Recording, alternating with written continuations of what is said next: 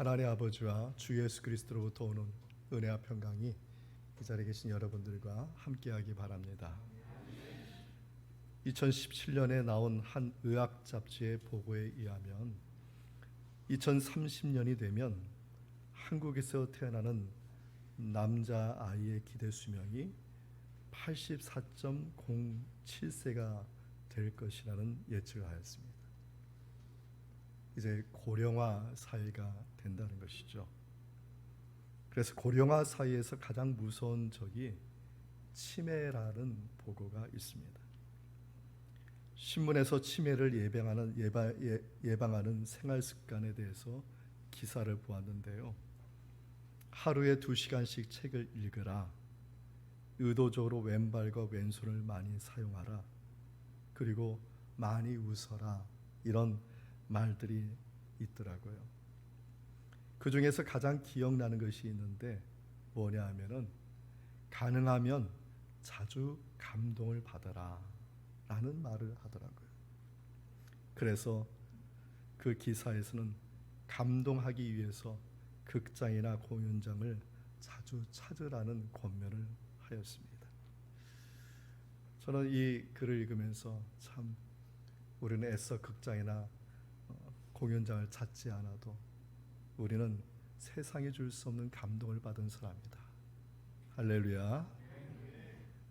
교회에 오면 주님이 주시는 그 감동이 얼마나 큰지 우리의 삶을 리드해가고 인도해가고 우리의 삶의 근원이 되는 그런 은총을 받게 됩니다.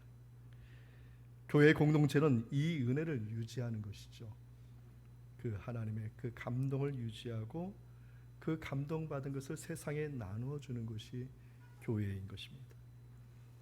그러면 구체적으로 교회 공동체만이 갖는 세상이 모르는 즐거움이 무엇일까? 오늘 본문의 말씀을 통해서 묵상하고자 합니다. 첫째로 오늘 본문의 말씀을 보면은 감동받는 것과 전혀 다른 이야기가 나오게 됩니다. 본문의 38절의 말씀을 우리 함께 읽겠습니다. 요한이 예수께 여짜오되 선생님, 우리를 따르지 않는 어떤 자가 주의 이름으로 귀신을 내쫓는 것을 우리가 보고 우리를 따르지 아니함으로 금하였나이다. 아멘. 전혀 감동받은 그런 본문은 아닙니다. 그런데 이 본문의 배경을 보면 아하, 요한이 이럴 수밖에 없겠구나 하는 생각이 들 수밖에 없습니다. 이 본문의 말씀은 변모산을 배경으로 하고 있습니다. 예수님께서 3명의 제자를 데려가서 예수님의 영광된 모습을 보이시고 나고, 그리고 그 영광된 모습을 본 제자들이 다른 제자들에게 우리 주님이 이러한 분이다 라고 깨닫는 그 상황인 것입니다. 그래서 변모산을 내려오고 나서 가던 중에 특별한 것을 보게 된 거예요. 뭐냐 하면 자기를 따르는 12명의 무리도 아닌데 어떤 이가 예수의 이름으로 귀신을 내쫓는 광경을 보게 된 것입니다. 어떻게 반응했을까요? 오늘 본문의 말씀처럼 그에게 가서 다시는 예수의 이름으로 귀신을 쫓아내지도 말고 예수의 이름으로 일도 하지 말라라고 금지시키고 돌아왔습니다. 요한과 12 제자들은 예수의 이름으로 기적을 베푸는 또 기적을 행하는 그 사람의 신앙을 인정하지 않았던 것입니다. 왜냐하면 요한에게 그리고 12 제자에게 신앙이라는 것은 출세의 길이 보장된 길이었기 때문에 다른 사람이 자신들과 같은 신앙을 갖는 것은 인정할 수가 없는 것이죠. 세상에서 출세의 길이라는 것은 가장 가치 있는 길이라고 여겨집니다. 그래서 가장 높은 자리에 올라가기 위해서 끊임없는 경쟁을 하게 되는 것이죠. 이것이 신앙생활일까요? 아니죠. 신앙생활은 이 땅에서만 사는 것이 아니라 우리는 2개의 세계를 가지고 사는 삶. 하나는 이 땅에서의 삶이고 동시에 우리는 하나님의 나라에 사는 삶이라는 것이죠. 이 땅에서의 삶만 본다면 아직 신앙을 보지 못하고 있는 것입니다. 끊임없는 경쟁을 해야 되고 끊임없는 차별을 해야 되고 나만 사랑받아야 된다는 생각만을 가지게 된다는 것이죠.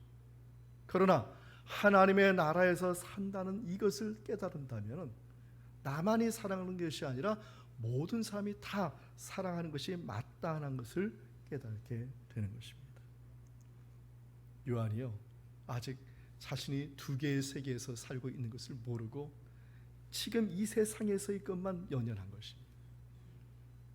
예수의 이름을 가지고 기적을 베푸는 사람을 금지시켰어요. 그럼 문제가 해결됐을까요? 아니에요. 경쟁 대상은 밖에 있는 것이 아니라 안에 있었어요. 12 제자들은 끊임없이 예수님을 따라가면서 네가 높으냐 내가 높으냐 끊임없이 다투고 있었기 때문입니다. 12 제자는 예수님과 함께 있었음에도 늘 마음이 불안했습니다. 늘 마음이 두려웠습니다. 이 세상만 보고 살기 때문에 늘 마음이 두렵고 늘 마음이 무서웠던 것입니다. 예수님께서는 요한의 보고를 듣고 나서 뭐라고 얘기했냐면, 아니야, 그 사람이 진실한 신앙인이야. 오늘 본문의 말씀은 그런 거예요. 너희가 지금 나를 따라온다고 신앙이라고 생각하지? 아니야. 지금 예수의 이름으로 지금 살고 있는 저 사람, 12무리에 들지 않는 그 사람이 진실한 신앙인이야. 그래서 40절의 본문에서 말하죠. 내 이름으로 기적을 행하는 것을 막지 말라고 했어요. 그리고 41절에 말합니다. 그들도 우리의 편이라고 말하고 있는 것입니다. 그러면 누가 예수님을 따르는 사람입니까? 주 예수의 이름으로 사는 것에 감동을 받은 사람이에요. 지금 이 자리에 계신 여러분들, 예수를 믿는 그 감동 때문에, 그 감동의 그냥 그 은혜 때문에 예수 믿고 지금 예수님께 예배드리고 또 주님의 일을 위해서, 하나님 나라를 위해서 사는 것이 아니겠습니까? 우리에게 그 감동이 없다면 어떻게 주님을 섬기고 어떻게 세상을 섬길 수가 있겠습니까? 사랑하는 성도 여러분, 저와 여러분에게 정말 처음 예수님을 믿었던 그 감동, 예수의 이름으로 그 정말 은혜 받은 그 감동이 다시 회복되기를 축원드립니다. 두려워하지 마십시오. 그래서 민수기 11장에 보면은 출애굽한 이스라엘 백성들이 고기를 달라고 불평불만을 합니다. 하나님께서 만나를 주셨거든요. 만나를 주신 게 진리다는 거예요. 우리는 애굽에 있을 때 공짜로 고기를 먹었는데, 부추도 먹고 마늘도 먹었는데, 맛을 내서 먹었는데, 우리 이제 고기가 없어, 고기를 달라. 그냥 어떻게 했는지 그냥 성경 말씀을 보면은 그들이 그냥 울었다는 거예요. 통곡했다는 거예요. 생각해 보십시오. 수십만의 사람들이 통곡하는, 길을 걸어가도 이 집에서 통곡하고 저 집에서 통곡하고 하나님을 원망하고 불평하는, 모세가 죽게 된 상황이 된 거예요. 그래서 하나님께 회막에 나가서 엎드려 기도했습니다. 하나님, 저를 차라리 죽여주십시오. 제가 무슨 능력이 있어서 이 사람들을 먹일 수가 있겠습니까? 그러니까 하나님께서 말씀하셨어요. 내일 고기를 받을 준비를 해라. 할렐루야. 하나님께서 말씀, 내일 고기를 받을 준비를 해라. 그러니까 모세가 말을 합니다.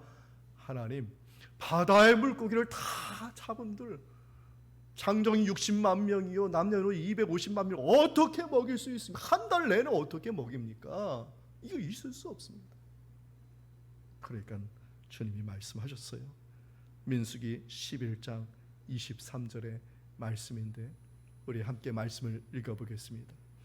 여호와께서 모세에게 이르시되 여호와의 손이 짧으나 내가 이제 내 말이 내게 응하는 여부를 보리라. 아멘. 이것은 주님을 따르지만 여전히 불안해하는 우리들을 향한 주님의 음성입니다. 육신의 질고와 마음의 상처와 환경과 여건의 그러한 상황 가운데 불안해하지 마시고 두려워하지 마시고 주님의 손이 짧지 않습니다. 주님께서 전능하신 손으로 우리를 인도하여 주시고 복을 내려 주실 것을 믿고 나아갈 수 있는 우리 모두 되기를 축원드립니다.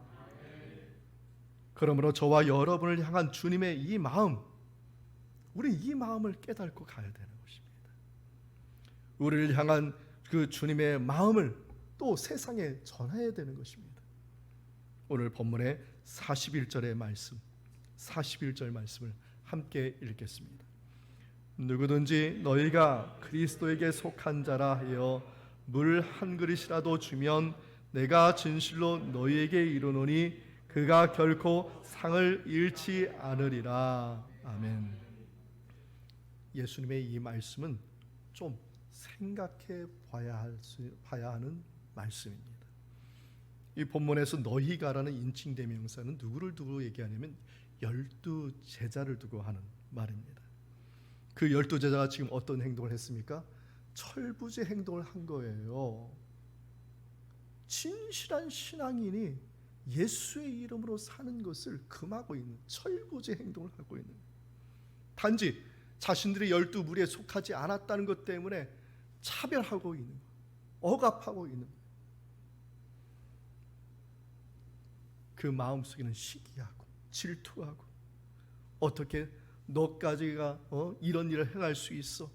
극도의 이기심, 우리들만 높은 자리에 있어야 돼, 우리들만 복 받아야 돼, 이러한 걸 가지고 있던 그 사람들입니다. 지금 그 사람들에게, 너희가 지금 그 사람들에게 하는 말씀. 예수님은 두려움 속에서 시기와 질투로 남을 차별하는 제자들에게 지금 말씀하시는데, 이것을 생각하고 다시 한번 41절 말씀을 공동 번역 성경을 다시 좀 구체적으로 번역해 놨는데, 이 공동 번역 성경의 말씀을 우리 다시 한번 우리 뜻을 생각하면서 읽어보겠습니다. 나는 분명히 말한다. 너희가 그리스도의 사람이라고 하여 너희에게 물 한 잔이라도 주는 사람은 반드시 자기의 상을 받을 것이다. 아멘. 예수님은 지금 제자들의 처지가, 네가 차별한 그 처지가 바로 너희들의 처지가 될 수 있음을 지금 기억하라는 것이에요.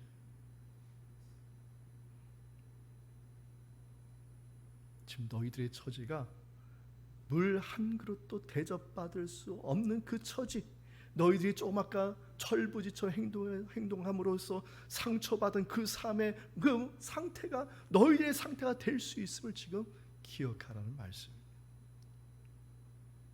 이 말씀을 생각하면서 본문의 42절에서 48절까지의 말씀을 보면은 아주 예수님께서 구체적으로 말씀하셨어요. 뭘 말씀하셨냐면 과장법으로 말씀하셨어요. 무슨 말씀하셨습니까? 눈이 지은 죄, 손이 지은 죄, 다리가 지은 죄에 대해서 구체적으로 말씀하시면서 눈이 지은 죄가 있으면 눈을 빼버리고, 손을 지은 죄가 있으면 손을 잘라버리고, 발이 지은 죄가 있으면 발을 잘라버리라. 그 눈과 손과 발과 입이 지은 죄가 뭐예요? 자기 무리에 속하지 않았다고 진실한 신앙인을 차별하고, 그 사람을 시기 질투의 눈으로 공격하고,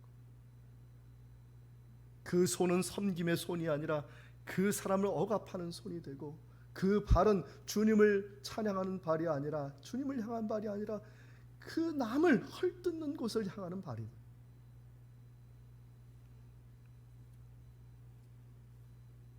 지금 예수님은 제자들을 두고 하는 말을 하고 있습니다. 제자들이 손과 발과 눈과 입으로 지었을 죄를 버리는 것이 낫다. 그래서 제자들의 허물과 잘못이 무엇인지를 깨닫게 하시려고 지금 과장법으로 말씀을 하는 거죠. 이걸 직설법으로, 화법을 생각 안 하고 직설법으로 이걸 해석하면 손을 잘라버리고 눈을 빼고, 아닙니다. 부모가 자녀에게 대할 때 자녀가 큰 죄를 지었어요. 부모가 얘기합니다. 고치라. 근데 고치지 않아요. 한 번, 두 번, 10번을 얘기해도 고치지 않아요. 나중에는 부모가 화가 나죠. 그럼 부모가 뭐라고 얘기합니까? 집 나가. 그러면 그 나가라는 뜻이 집을 나가라는 뜻입니까? 아니죠. 집을 나가라는 뜻이 아니잖아요. 뭔 뜻이에요? 그 앞에 있는 그것, 너희 죄를 고치라는 것이죠.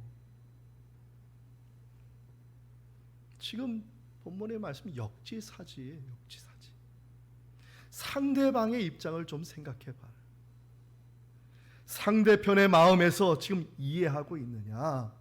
지금 요한의 보고를 듣고 제자들의 행한 그 행동을 듣고 나서 예수님이 하신 말씀, 너희들이 지금 그 사람, 진실한 그 사람, 예수의 이름으로 살고자 하는 그 사람의 그 마음을 네가 이해하고 있느냐? 김동인의 소설 중에 발가락이 닮았다라는 그런 책이 있습니다. 행실이 부정한 아내가 아이를 낳았습니다. 아버지가 누구인지 모르는 아이입니다. 하지만 주인공은 자기의 아내가 낳은 아기가 자기의 아이라고 믿고 싶었습니다. 그래서 이 주인공은 그 아이를 안고 머리부터 흩어보면서 나랑 닮은 것이 뭐가 있는 걸 하나하나 다 꼼꼼히 쳐다보다가 마침내 발견했어요. 발가락이 나랑 닮았네. 우리 모두에게 닮은 발가락은 무엇입니까? 예수 그리스도를 믿는 거예요. 우리는 머리도 다르고 눈썹도 다르고 코도 다르고 입도 다르고 생각도 다르고, 네? 말하는 것도 다 달라요. 그럼 다 다르면 다 틀린 겁니까? 우리는 서로 닮은 것을 발견해야 돼. 그 닮은 것을 끝까지 마지막에 발견해야 될 게 뭐냐? 예수 그리스도를 믿고 있다는 거예요. 지금 이 자리에 여러분 돈 가진 것으로 이곳에 나왔습니까? 옷 잘 입은 것으로 이 자리에 나왔습니까? 많은 것을 안다고 해서 이 자리에 나왔습니까? 아니면 나는 잘생겼고 나는 제일 예뻐, 이 기준으로 나왔습니까? 아니에요. 예수 그리스도를 믿는 그 감동. 할렐루야. 예수 그리스도를 믿는, 그러니까 우리가 지금 발견해야 될 건 뭐냐? 서로 옆 사람에게 발견해야 될 건 뭐냐? 그 공동체에서 끊임없이 우리는 발견해야 될 그것이 뭐냐?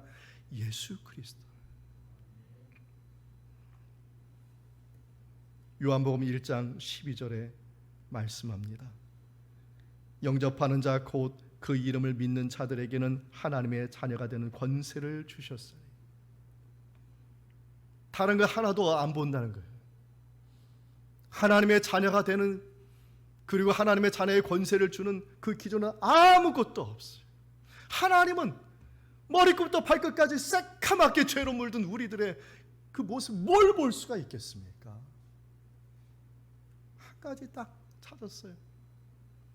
우리 신체 부위에서 가장 작은 발가락에서 예수 그리스도를 믿고 있다는 그것 때문에 저와 여러분을 하나님의 자녀로 삼아주시고 하나님의 자녀가 된 권세를 누리게 하여 주셨다는 것입니다.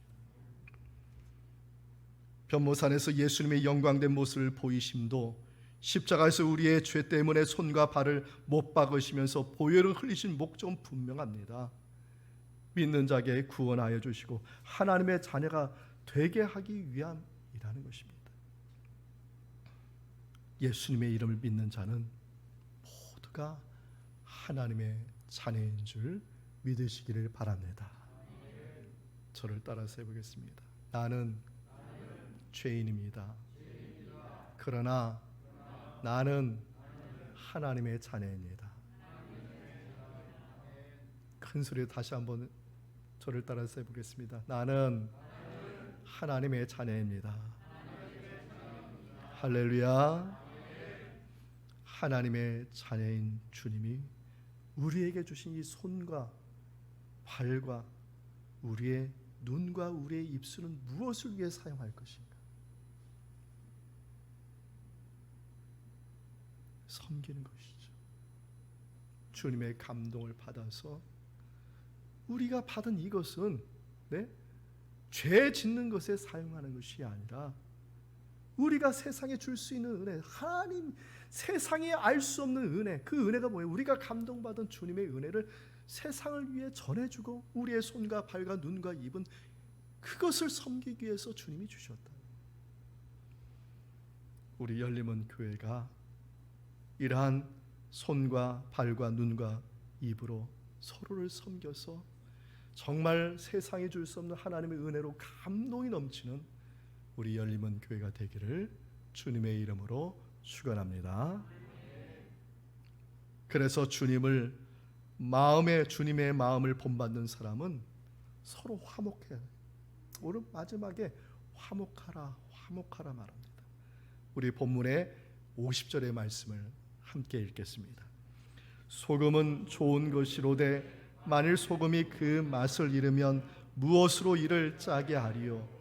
너희 속에 소금을 두고 서로 화목하라 하시니라. 아멘. 본문의 말씀은 갑자기 49절과 50절에 소금이라는 단어가 두 번 반복이 됩니다. 근데 49절에 나와 있는 이 소금은 50절의 말씀에 나온 소금과 다른 소금입니다. 49절의 말씀은 앞에 나온 정말 실족해 하고 죄 짓는 일에 있어서 형벌을 받고 지옥에 떨어질 것이라는 이것을 더 강조하기 위한 의미로서의 소금이라면, 오늘 두 번째 나온 이 50절의 이 소금은 앞에 나오는 그런 의미가 아니라 단지 한 가지만 말했어요. 여러 가지 소금의 용도가 있잖아요. 어떤 때 사용돼요? 청결함을 유지해서, 깨끗함을 유지하기 위해서, 또 오래 보관하기 위해서 소금을 사용하고, 또 어느 마을에서는 소금을 가지고 비료로도 사용하거든요. 근데 이 여러 가지 다양한 이 소금의 용도 중에 한 가지만 말했는데 그것은 뭐냐면 맛을 내라는, 맛을, 소금의 짠맛을 사용하는 이 맛을 대표적으로 말씀하셨어요. 그리고 뒤에 뭐라고 했냐면 너희 속에 소금을 두고, 소금의 맛을 두고 뒤에 가서 서로 화목하라. 지금 이 서로가 지금 연결되어 있다는 말씀이에요. 화목이라는 단어는 헬라어로 에이레네라고 이렇게 이야기합니다. 이 말씀은 화평, 평강, 평화, 화목 모두가 다 이 에이레네라는 뜻입니다. 어원적으로 이 뜻은 무슨 뜻이냐면 결합하다, 하나가 되다는 뜻이에요. 그래서 신학적으로 중요하게 생각을 합니다. 어떤 면에서 중요하냐면 하나님과 나와의 관계가 온전한 관계, 샬롬의 관계, 하나가 되고 결합이 되는 이 관계를 에이레네라고 이렇게 말을 합니다. 지금 예수님은 주님의 공동체가 가져야 될 그 상태가 어떤 상태가 되어야 되느냐? 에이레네의 상태가 되어야 된다는 거예요. 본문과 관련해서 더 중요한 말씀을 하셨어요. 그것은 뭐냐면 맛을 내는 것입니다. 에이레네의 상태만이 아니라 에이레네의 맛을 내라, 맛을 내라. 왜? 소금이 그 맛을 잃으면 버린 것 같이 에이레네의 상태가 아니라 그 맛을 잃어버리면 그것도 버림받을 수 있다는 것을 암시하고 있는 것이죠. 우리가 부부관계에 있어서 사랑한다, 사랑은 하는데 사랑하는 마음만 가지고 살 수 있습니까? 우리가 자녀를 사랑하는데 나 너 사랑해 하면서 사랑하는 행동을 하나도 하지 않으면서 사랑하지 않아. 그럼 그 아이가 뭐라고 생각해요? 부모님은 날 사랑하지 않아. 사랑의 맛을 내야죠. 부부간의 사랑의 맛을 내야죠. 진심 어린 마음에서 내가 당신을 사랑해.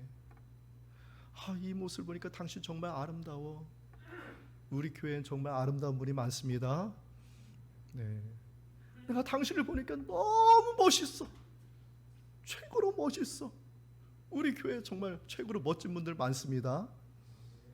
네. 두 분 아멘 하셨어요. 사랑의 맛을 내야죠. 에이렌의 상태가 중요한 게 아니라 중요하죠. 그러나 에이렌의 그 맛을 내야죠. 맛을.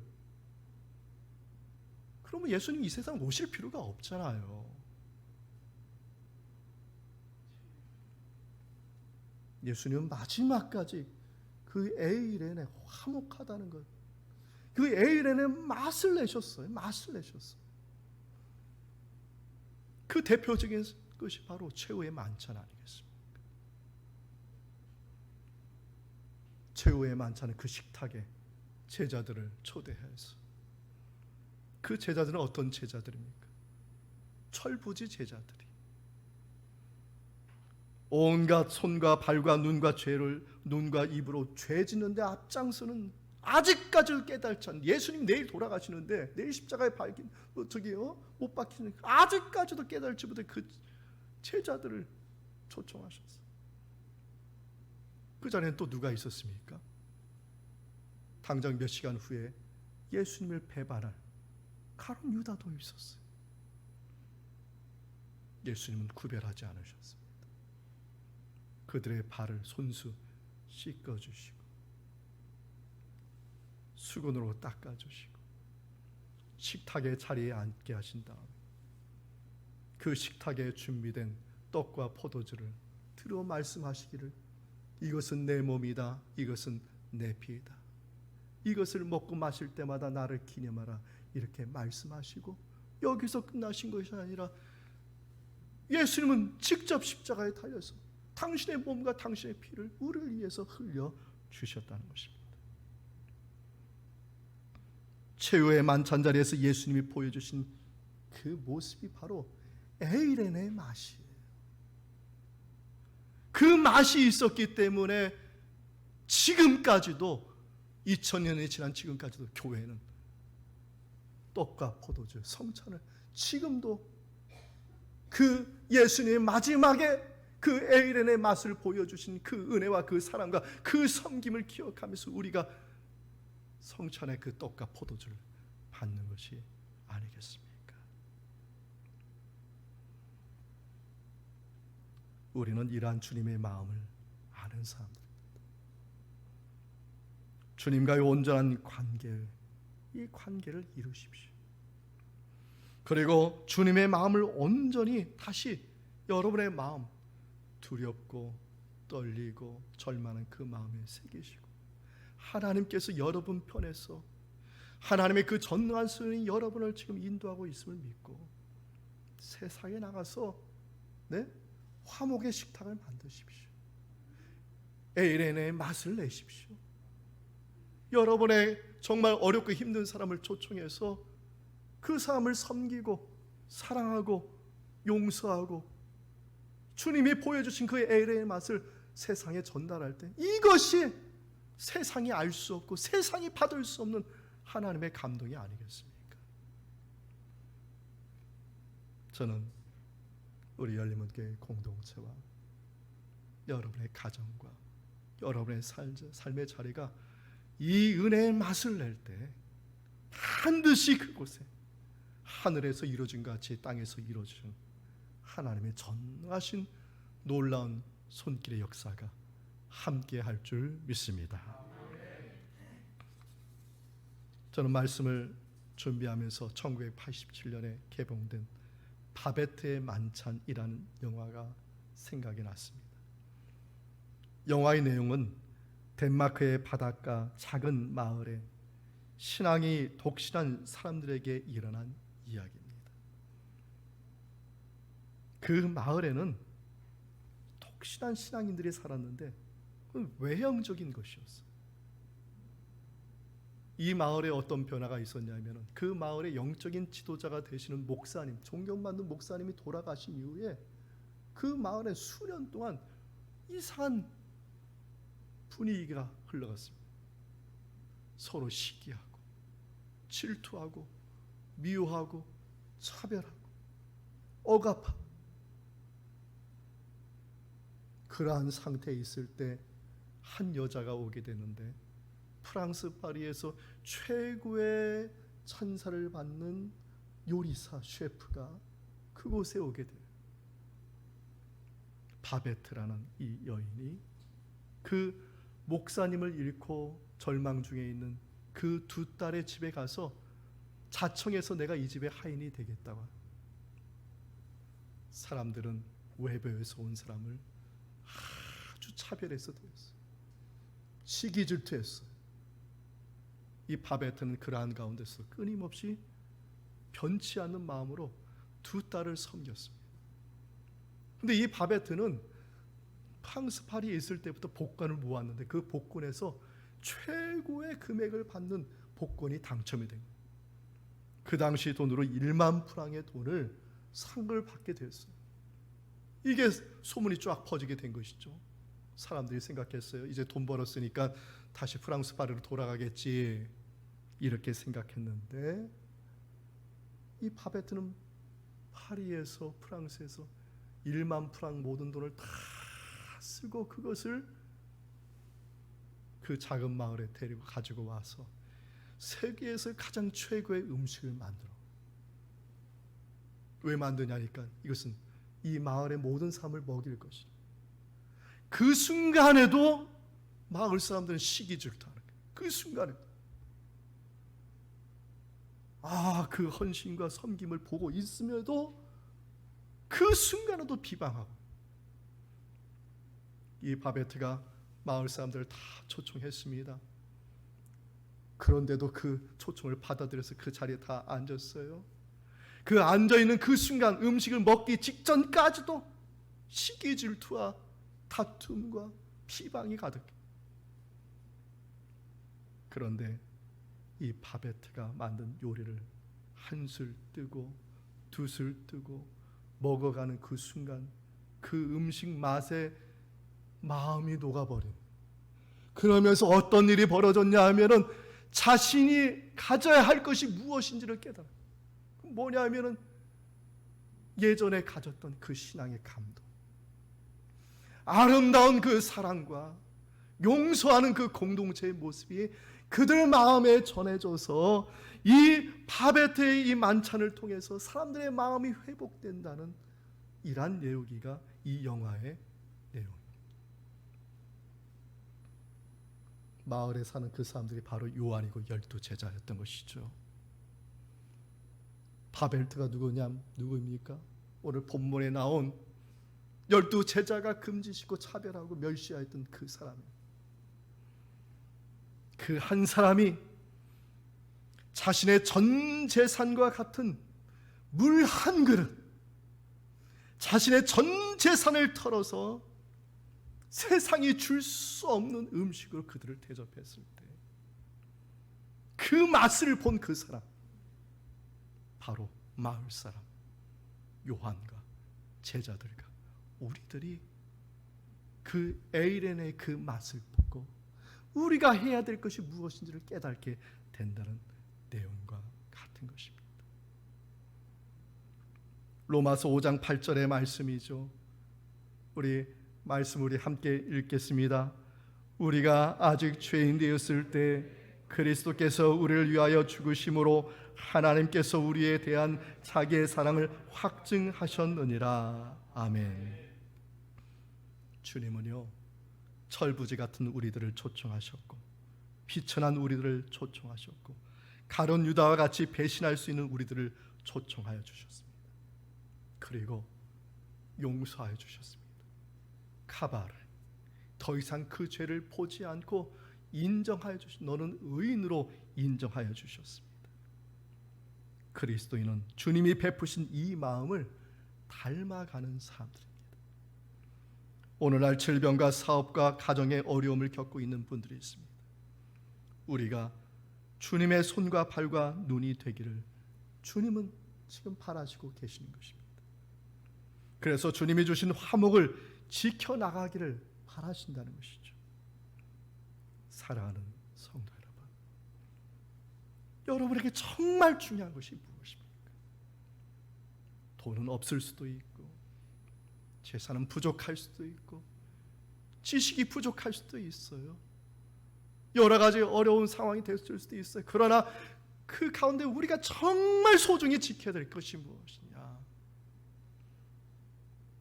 저는 예수님께서 저와 여러분에게 주신 그 구원의 그 감동이라고 생각합니다. 할렐루야. 그것만은 버리지 마십시오. 그 감동은 세상에 줄 수 없는 감동. 그 감동은 나만이 가지고 있는 감동이 아닙니다. 그 감동을 여러분의 손과 여러분의 발과 여러분의 눈과 입을 통해서 세상에 전하여서 정말 우리 공동체가 회복되고 가정이 회복되고 세상이 회복된 놀라운 은총이 저와 여러분에게 함께하기를 주님의 이름으로 축원드립니다. 이 말씀의 은총이 예수 그리스도 안에서 여러분의 마음과 생각을 지키시기를 원합니다. 아멘.